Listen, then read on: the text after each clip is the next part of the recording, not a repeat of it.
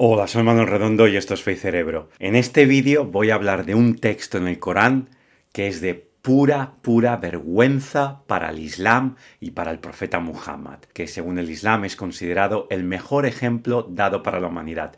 Pero con este versículo, más los otros que he dicho ya en muchos otros vídeos que he hecho, pero precisamente en este versículo vas a ver que ni de lejos Muhammad es el mejor ejemplo dado a la humanidad. Ni de lejos. Y del texto que voy a hablar en este vídeo trata sobre Muhammad legalizando, según la revelación de Dios, el acostarse con mujeres capturadas como botines de guerra. Y cuando digo mujeres y botines de guerra, me refiero a mujeres aún casadas con sus maridos vivos y fueron capturadas y obligadas a acostarse con los soldados musulmanes. Y en realidad digo la palabra acostarse porque si tuviera que ser explícito con la palabra que en realidad debería de aplicarse, YouTube no me dejaría publicar este vídeo. Y ya sabéis de qué palabra hablo. Esa que incluye el acto en el que un hombre se va a la cama con una mujer, o podría ser viceversa, pero normalmente es el acto en el que un hombre se va a la cama con una mujer sin el consentimiento de esta, y en un país mínimamente civilizado, si alguien se entera de que dicho hombre ha cometido tal crimen, va a la cárcel o de alguna forma es castigado severamente. Pero claro, no estamos hablando del mundo civilizado, estamos hablando del mundo islámico donde se practica la Sharia y otras barbaries, y estamos hablando concretamente del origen de todo esto, de las actividades y las aventuras del profeta Muhammad. ¿De qué texto estoy hablando? De Corán capítulo 4, versículo 24. Del capítulo llamado El capítulo de las mujeres. Las traducciones y sobre todo las traducciones en español no ayudan en nada, y cuando comparas traducciones al español entre diferentes Coranes o diferentes traducciones del Corán al español, es difícil sacar una conclusión segura. Y esto es porque las traducciones tapan la realidad. Pero no te preocupes, que para eso estoy yo, para revelarte el contexto de los labios de otros musulmanes y así puedas saber sin confusión de traductores y manipuladores lo que en realidad el texto quiere decir. Primero voy a leer 3 versiones de este texto en español para que veas de lo que hablo. Las dejo en descripción también y después vamos al grano, a cómo lo entendieron los grandes sabios e intérpretes del Islam. Empiezo por la primera traducción al español, para que veas el caos que hay luego con la segunda traducción y la tercera y entre ellas. Esta viene de Nur Islam y dice así: y también se os ha prohibido las mujeres casadas, pero sabed que sí podéis cohabitar con vuestras esclavas, que no se encuentran casadas. Esto es una prescripción de Alá. Os es lícito que busquéis otras mujeres con vuestros bienes, con intención de casaros y no de fornicar. Dadles la dote convenida a quienes toméis como esposas. No incurrís en falta si decidís hacer concesiones recíprocas después de cumplir con lo prescrito. Allah es sabio, omnisciente. Y ahora voy a la segunda traducción, que viene de la traducción del Corán hecho por la comunidad Ahmadía. Dice así: y os están prohibidas las mujeres casadas, excepto lo que posean vuestras diestras. Esto os ha ordenado Allah, y os está permitido lo que no queda mencionado, que podáis buscar gracias a vuestros bienes, desposándolas decentemente y evitando la fornicación, y por el beneficio que recibís de ellas, entregadles sus dotes, según lo estipulado, y no pecaréis en lo que acordéis mutuamente después de fijada la dote. Ciertamente Allah es omnisciente, sabio. Y ahora leo la tercera traducción de la web islámica arabespañol.org. Dice así: y las mujeres casadas, a menos que sean esclavas vuestras, mandato de Allah, os están permitidas todas las otras mujeres, con tal que las busquéis con vuestra hacienda, con intención de casaros, no por fornicar. Retribuid, como cosa de vida, a aquellas de quienes habéis gozado como esposas. No hay inconveniente en que decidáis algo de común acuerdo después de cumplir con lo debido. Allah es omnisciente, sabio. Bien, aunque estas 3 versiones ya de forma independiente son oscuras, mucho más cuando se comparan porque hay expresiones diferentes como esclavas, que has podido ver en 2 versiones, y las de vuestra diestra, como has podido ver también. Además, una versión habla de permitir lo que no queda mencionado y las otras 2 versiones dicen que eso no mencionado es casarse. Si algo podemos sacar en conclusión es que el texto habla de unas mujeres que están permitidas y otras no, y de una compensación a estas mujeres. Pero aún así no sabemos muy bien de qué mujeres se habla y el tipo de acción y recompensa que se ha de hacer con ellas.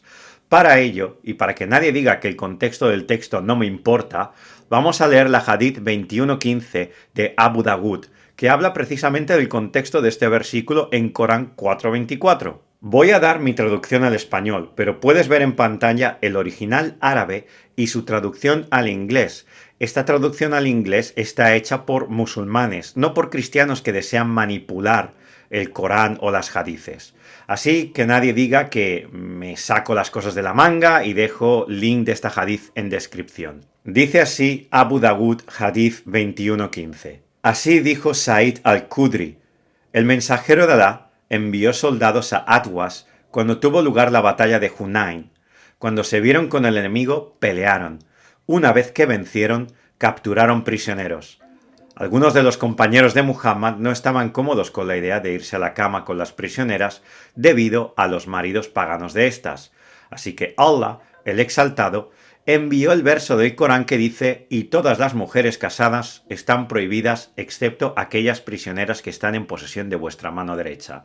Esto quiere decir que tienen permiso una vez ellas han pasado el período o menstruación. Vaya, vaya, vaya. Estas mujeres eran prisioneras de guerra y seguían casadas. Es por eso que los compañeros de Muhammad se sentían incómodos con la idea de acostarse con ellas. Vaya, y vemos que no habla de matrimonio, sino de aquellas que están en posesión de vuestra mano derecha. Tampoco habla de las casadas no están permitidas, como hemos leído antes, sino que al final de esta hadith podemos ver que el permiso se da con aquellas que han pasado el período o menstruación. Es decir, cuando leímos que las mujeres casadas no están permitidas, eso es una traducción mentirosa, porque esta hadith sí da permiso de acostarse con las mujeres casadas. Lo que no da permiso es a acostarse con las que aún están en el período o la menstruación. Vaya, vaya, vaya, cuando leemos el contexto y no el caos de las traducciones al español, la cosa queda mucho más clara, y que nadie diga que esta hadith no es fiable. Esta hadith es sahih, es decir, absolutamente confiable. Viene del mismísimo Abu Dawud, uno de los más grandes del Islam. Pero si Abu Dawud no es suficiente para algunos, vamos a otro muy grande de la historia del Islam, Ibn Kathir. Y esto es lo que dice Ibn Kathir, frase por frase, respecto a Corán capítulo 4, versículo 24. Lo pongo en pantalla y en descripción para que nadie diga que hice trampas. Cabe decir que en esta traducción de Ibn Kathir hay cosas en paréntesis, de lo cual me fío poco, pero aún así es bueno saber lo que sí admite.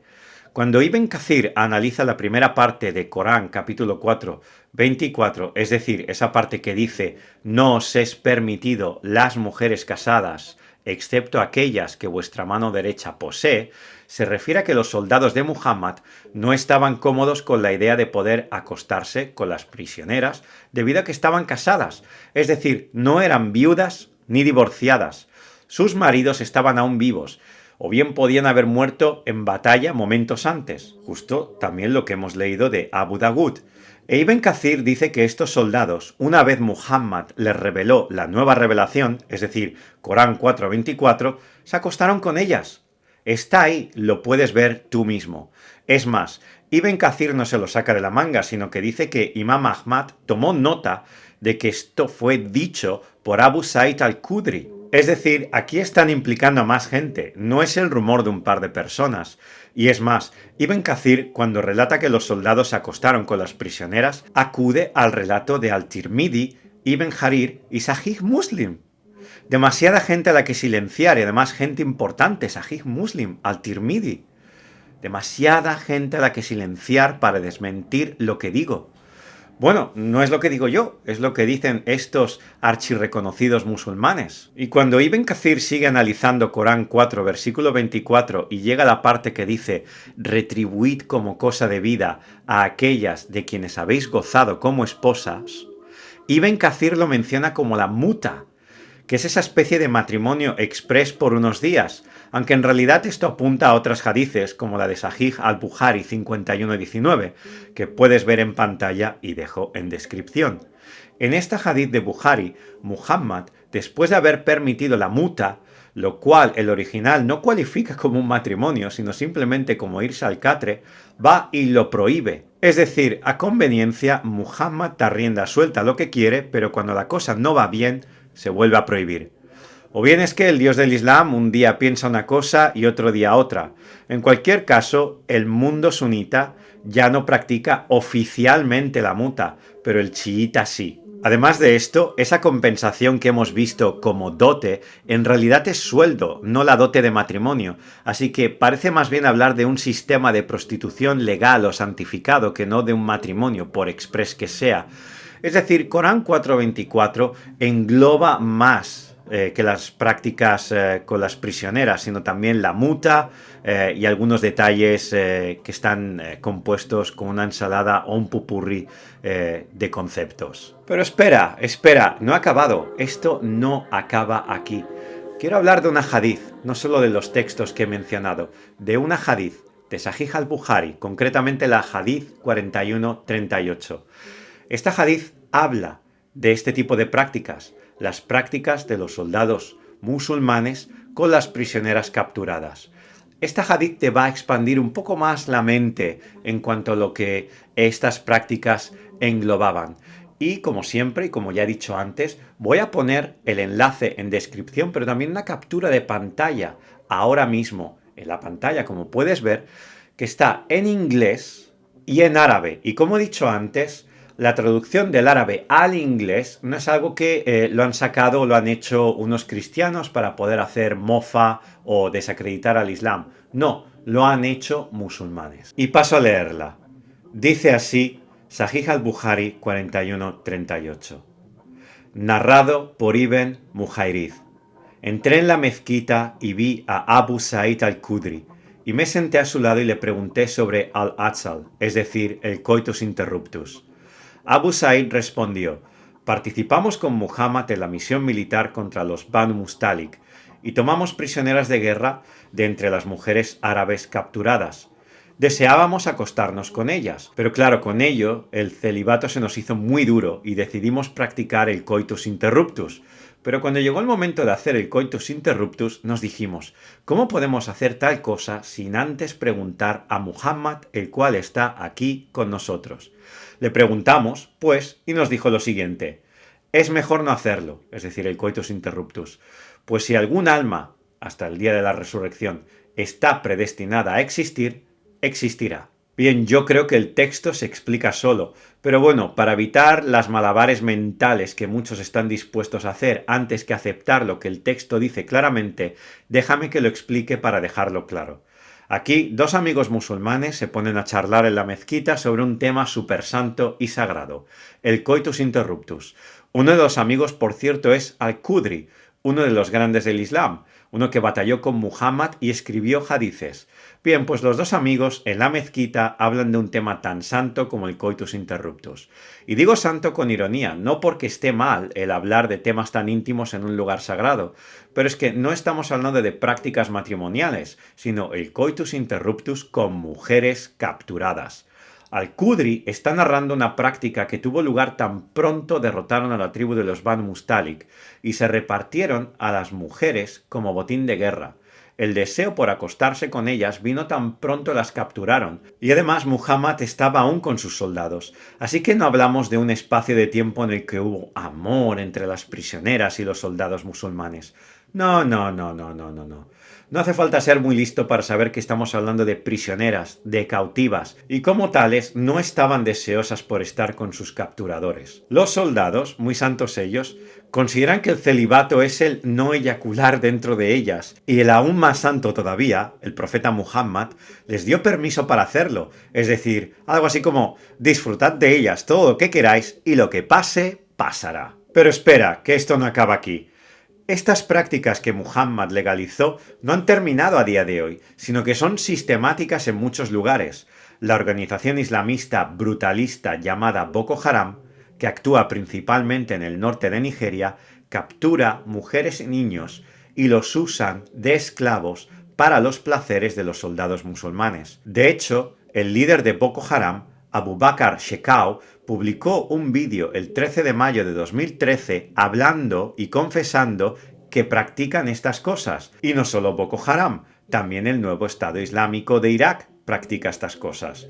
Y lo mismo hace el grupo islámico armado de Argelia o el Abu Sayyaf en Filipinas. Y es más, en abril del 2015, la enviada de la ONU, Zainab Bangura, dijo que la mayoría de esclavas de cama para los musulmanes son mujeres cristianas árabes y yazidíes, capturadas, que no aceptaron convertirse al Islam y como consecuencia, pues eso, botines de guerra para el placer de los soldados musulmanes. De todo esto dejo links que hablan de ello.